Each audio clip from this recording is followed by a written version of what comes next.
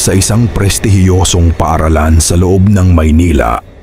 Isang gusaling nakatindig sa gitna ng katahimikan at karangyaan.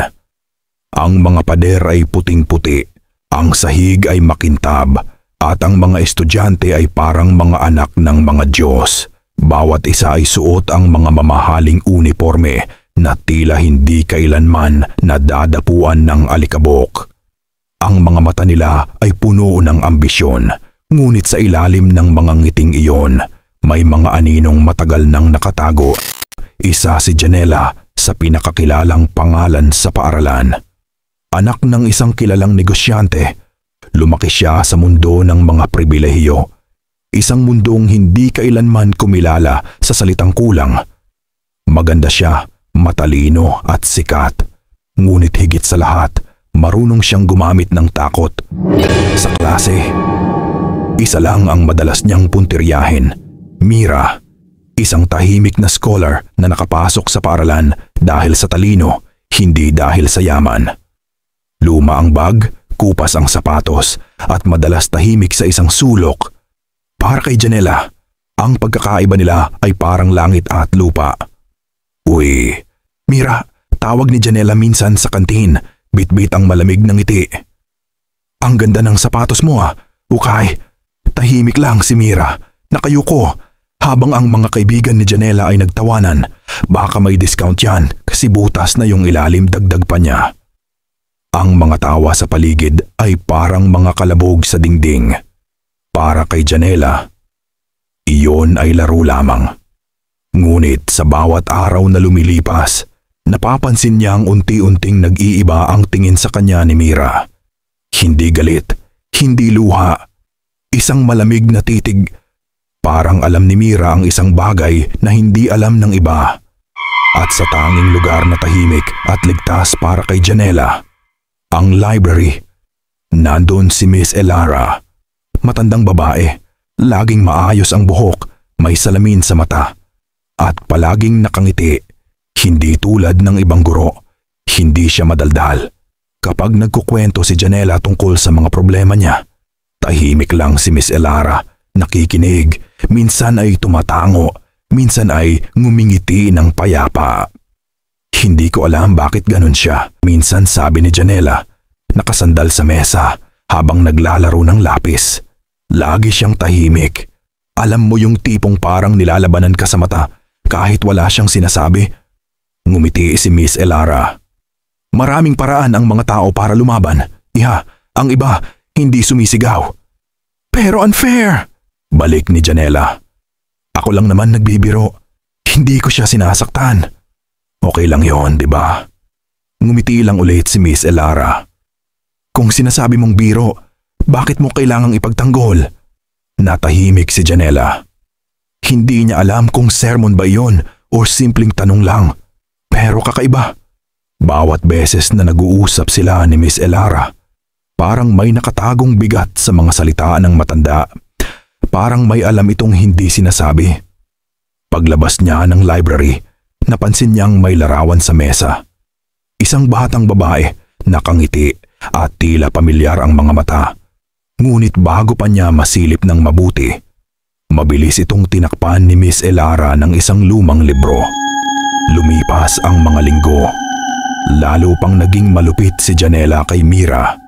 Pinagtatawanan niya ito sa harap ng buong klase. Minsan ay tinatago ang mga gamit nito. Isang araw binuhusan niya ng juice ang bag ni Mira habang nakatingin ang buong silid. Tingnan mo nga naman. Sayang ang utak kung walang taste, sabi ni Janela. Sabay tawa. Ngunit sa pagkakataong iyon, hindi na umiwa si Mira. Tumingin siya kay Janela. Diretsong-diretso. At sa unang pagkakataon, may kung anong kumislot sa loob ni Janela. Hindi guilt, kundi takot. Iyon ang unang gabi na hindi siya nakatulog. Pagpasok niya sa library kinabukasan, nakaupo si Miss Elara sa tabi ko ng bintana, tahimik, nag-aayos ng mga lumang libro. Ang ganda ng araw, sabi ng matanda. Pero minsan, kahit maliwanag, may mga lugar na hindi naaabot ng liwanag. Lagi ka na lang may pa-quote, Miss Elara. Sa Sagot ni Janela. Pilit tumatawa. Nakakatakot ka tuloy minsan. Ngumiti lang ulit si Miss Elara. Ang takot minsan lang natutunan, pero ang kabayaran habang buhay. Habang nagkukwentuhan sila, napansin ni Janela ang lumang larawan ulit sa mesa. Ngayon, hindi na tinakpan ni Miss Elara. Ang batang babae sa litrato, si Mira. Natigilan si Janela. Miss Elara, si Mira ba yan? Ngumiti ang matanda. Oo, anak ko siya. Tumahimik ang paligid. Ang tikatik ng orasan ay parang palakpak ng kaba. Ah, kaya pala lagi mo siyang kinakampihan. Hindi ko siya kinakampihan, Janela. Mahinang sagot ni Miss Elara. Nakikinig lang ako sa kwento mo. Pero bakit hindi mo sinasabi? Hindi mo naman tinanong at doon nagsimulang mag-iba ang pakiramdam ni Janela. Biglang sumikip ang hangin. Parang lumiliit ang espasyo sa paligid. Ang mga libro sa istante na dati ay nagbibigay ng kapanatagan ay tila mga matang nakamasid kinagabihan. Habang naglalakad siya pauwi, naramdaman niyang parang may sumusunod sa kanya. Sa bawat paglingon, wala namang tao. Ngunit sa tenga niya, parang may pamilyar na boses. Malumanay, kalmado, pamilyar. Nakikinig lang ako sa kwento mo. Kinabukasan, pumasok si Janela sa paaralan na tila walang tulog. Ang mga mata niya ay mapula at ang boses niya ay mabagal. Sa klase hindi na siya nagtawa. Tila may kung anong bumibigat sa isip niya. Pagkatapos ng klase, nagpunta ulit siya sa library. Tahimik. Madilim. Miss Elara? Tawag niya. Walang tugon. Nasa gitna ng silid ang mesa ng librarian. May mga librong nakatambak. At sa ibabaw, may isang lumang notebook na may pangalan niya. Binuksan niya ito. Ang mga pahina ay puno ng mga salita. Nakasulat sa maayos na sulat kamay ni Miss Elara. Mga detalyeng kilala lang ni Janela. Kung ano ang sinasabi niya tuwing nagkukwento, sino ang binubuli niya, pati ang mga eksaktong salita niya. Ang huling entry. Ngayong gabi, baka mas maintindihan na niya kung ano ang pakiramdam ng mga taong ginagawang biro ang sakit. Sa oras na iyon, biglang bumumukas ang pinto, dahan-dahan. At mula sa dilim, lumabas si Miss Elara. Walang ngiti ngayon. Ang mga mata niya ay malamig, pagod, ngunit determinado. Anong ginagawa mo, Janela? Wala po. Nakita ko lang tong notebook. Hindi mo dapat binabasa ang hindi sayo, sabi ni Miss Elara. Lumalapit, gaya ng hindi mo dapat ginagalaw ang buhay nang hindi mo naiintindihan. Napaatras si Janela. Ma'am, kung galit ka, hindi ko naman sinasadya. Lahat ng ginawa mo, sinadya mo. Tahimik. Walang maririnig kundi ang tunog ng hangin at ang mabagal na paglapit ng sapatos ni Miss Elara sa sahig. Akala ko kaibigan kita, sabi ni Janela. Halos pabulong ngumiti si Miss Elara. At akala ko marunong kang makinig. Sa sandaling iyon, tumakbo si Janela palabas ng library. Ngunit tila ang bawat pasilyo ay pamilyar at sabay hindi. Parang umiikot sa bawat liko. Naririnig niya ang boses ni Miss Elara. Malambing ngunit nakakatindig balahibo. Nakikinig lang ako, iha. Lagi lang akong nakikinig. Tumakbo si Janela sa pasilyo, habol hininga, habang ang mga ilaw ay kumukurap na parang may sariling buhay. Ang bawat echo ng kanyang sapatos ay parang tinig ng mga panahong nilapastangan niya. Mga tawang binaliwala, mga luha ng taong minamaliit niya. Ngunit saan man siya lumiko, library pa rin ang dulo. Parang umiikot lang ang mundo, na parabang may kamay na gumagabay sa kanya pabalik. Sa wakas, huminto siya. Nasa tapat na naman siya ng lumang pintuan ng library. Tahimik.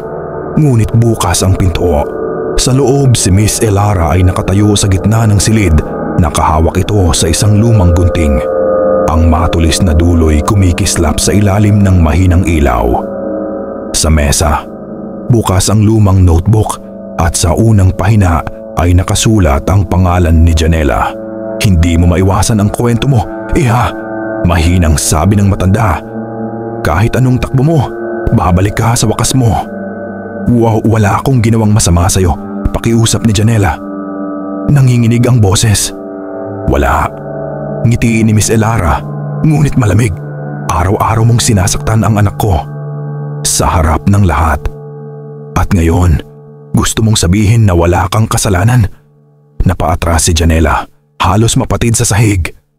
Hindi ko alam na anak mo siya. Alam mo kung ano ang mas masakit?" Bulong ni Miss Elara habang lumalapit. Ang ina natahimik lang habang pinapatay ng mundo ang anak niya. "Araw-araw ko siyang nakikita rito, umiiyak. Bawat kwento mo sa akin, bawat biro mo tungkol sa kanya, sinulatan ko lahat. Sinulat ko ang bawat sakit. At ngayon, isusulat ko na ang katapusan." Nanginig ang kamay ni Janela. "Miss Elara, please, ayoko, hindi mo gusto. Pero minsan, kailangan mong malasahan ang mga salitang ibinato mo. Mabilis ang lahat." Hinawakan siya ni Miss Elara sa buhok, hinila at itinulak sa mesa. Ang mga libro ay naglaglagan, ang mga pahinay nagkalat sa sahig, pumigla si Janela. Ngunit mas malakas ang kamay ng matanda. Isang kamay na pinatatag ng mga tao ng galit at pangungulila. "Para kay Mira, Miss Elara, maawa ka." Isang sigaw ang tumunog, mataas, puno ng takot at pagsisisi. Sa huling sandali, nakita ni Janela ang sarili niya sa refleksyon ng salamin. Mga matang nagmamakaawa, mga labi na hindi na makapagsalita. Ang gunting ay dumaan sa pagitan ng mga anino at liwanag. At pagkatapos noon, katahimikan. Ang mga libro ay muling bumagsak. At sa gitna ng lahat, si Miss Elara ay nakatayo, nakayuko, habang ang dugo ay dahan-dahang tumulo sa sahig, bumubuo ng hugis ng mga titik. Janela. Tahimik, walang ingay maliban sa mahinang paghinga ng libraryan. Lumapit siya sa mesa, binuksan ang kwaderno at isinulat ang huling linya. At sa wakas, natuto rin siyang tumahimik. Kinabukasan, maaga pa lang, naroon na ang mga janitor. Tahimik ang paaralan, pero may kakaibang lamig sa hangin. Nang buksan nila ang library, naamoy nila ang halong tinta at kalawang sa gitna ng sahig, may bakas ng dugo, manipis ngunit malinaw. Sa mesa ni Miss Elara, may bagong kwaderno. Makapal. May pangalan sa pabalat, ang kwento ni Janela. Wala na si Miss Elara ron. Ngunit may nagsasabing nakita siyang naglalakad palabas ng paaralan. Bit-bit ang lumang gunting at isang kwaderno, wala nang bumalik sa kanya mula noon. Ilang araw matapos iyon, kumalat ang balita. Nawawala si Janela.